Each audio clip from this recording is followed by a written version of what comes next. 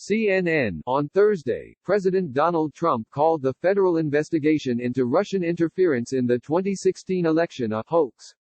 While on the phone with Russian President Vladimir Putin, I said, it's a very appropriate time, because things are falling out now and coming in line showing what a hoax this whole investigation was. It was a total disgrace, and I wouldn't be surprised if you see a lot of things happen over the next number of weeks, Trump told reporters about his conversation with Putin.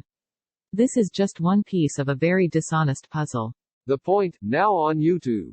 In each episode of his weekly YouTube show, Chris Cillizza will delve a little deeper into the surreal world of politics. Click to subscribe. You don't have to think hard to imagine the huge smile on Putin's face when he heard those words from Trump.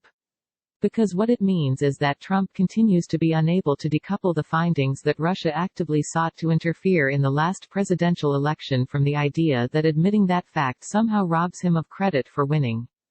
The two things, of course, aren't mutually exclusive. Russia did meddle in the election to help Trump and hurt Hillary Clinton, and Trump won.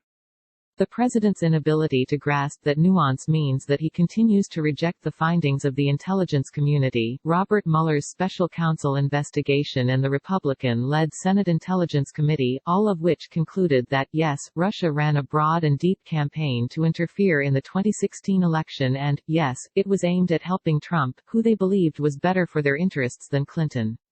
To be clear, none of those investigations produced definitive proof that a Singe vote had been changed by Russia's effort. Close dialogue. Sign up for CNN's Chris Cillizza cuts through the political spin and tells you what you need to know. Sign me up. No thanks. By subscribing, you agree to our privacy policy. And unfortunately, this is not the first time that Trump has dismissed the findings of those various investigations while Putin was present.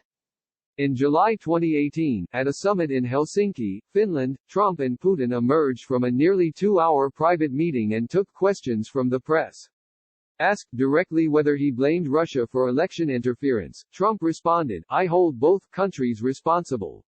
I think that the United States has been foolish. I think we've all been foolish. And I think we're all to blame." Later, when pressed on the fact that the intelligence community had concluded Russia meddled to help him and hurt Clinton, Trump said, "So I have great confidence in my intelligence people, but I will tell you that President Putin was extremely strong and powerful in his denial today."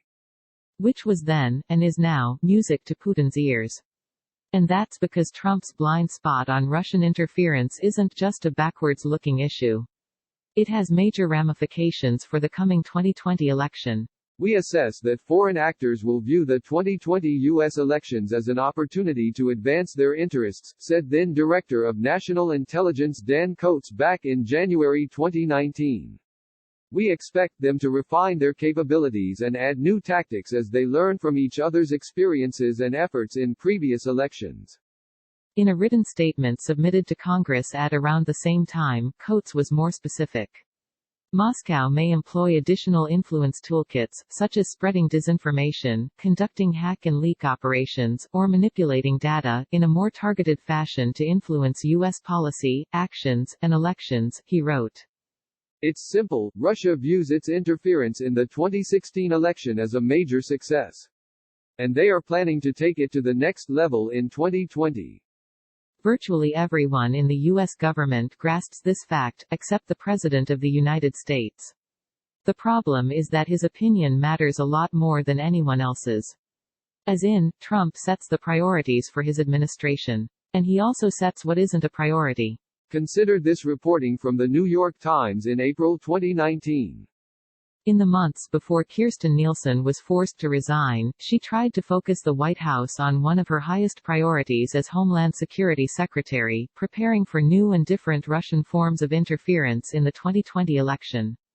President Trump's chief of staff told her not to bring it up in front of the president. Mick Mulvaney, the White House chief of staff, made it clear that Mr. Trump still equated any public discussion of malign Russian election activity with questions about the legitimacy of his victory. According to one senior administration official, Mr. Mulvaney said it wasn't a great subject and should be kept below his level. That's astonishing stuff, and speaks to how Trump's inability to see the truth of what Russia did in 2016 badly handicaps our government's efforts to combat whatever is coming our way in November. Even more troubling is that Trump has made sure Putin, on 2 occasions, is personally aware of his skepticism about the role Russia played in the last election. That's literally a dream scenario for the Russian president.